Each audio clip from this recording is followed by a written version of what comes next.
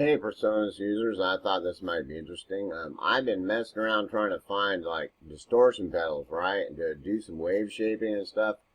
And I found a few cool ones, but I found something that this is really cool.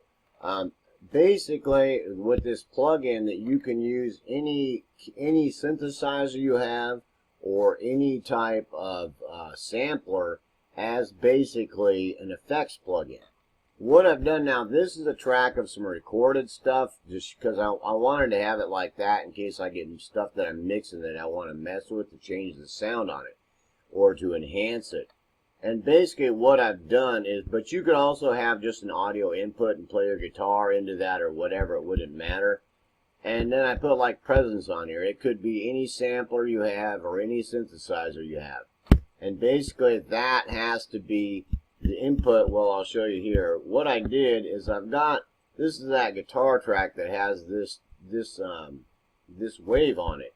And then what I did is I put presence on another. I've opened up a presence on another track. I made an FX track and I put migic on it.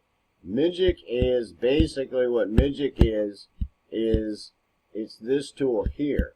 And it's free. There's a beta version right now that they're testing, so they want feedback on it. And what this does is any instrument, guitar, or anything else that runs in that you plug into your DAW, it'll go into this, and then you can route that to any of your synthesizers or samplers, and it'll play in there. It's a little bit touchy, so anything that's really super complex, or if it's real cordial, you got to be careful of, because it'll get a little bit confused by that. But for simple stuff, and if it's pretty clear about what it is, it does a pretty good job. And basically with that on the FX bus, and then I just went over to the presence and I put the input as migic. And then basically any track that you got that you can use, I've been having a blast because it's so cool. Because I've been able to, for simple parts that aren't a lot of chords and they're simple notes, when you start getting into chords, you'd have to back it up with simple notes, because if you start playing chords, it won't understand what's going on. They have to be separated. But the cool thing is I could use all my synthesizers as basically effects, just like it's a distortion pedal or, a phaser or whatever. The synthesizer basically became effect.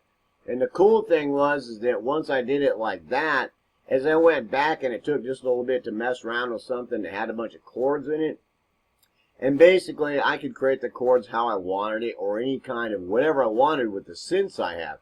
So basically it's a really cool tool, dude, if you're into any type of sound sculpting and any of that kind of stuff, and it worked really good.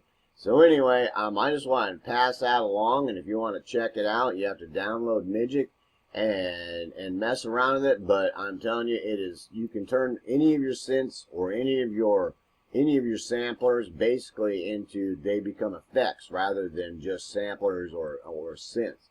And it's a really cool deal, because a lot of synths or a lot of effects pedals, you've got so many samplers and so many samples that you can actually just use as effects that are going to be mixed in with something you already got going on anyway, just like a wet and dry mix that you've got. It opens up huge amounts of doors of what you can do with your audio as far as having different effects.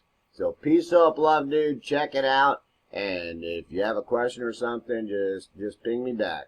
Later, dude.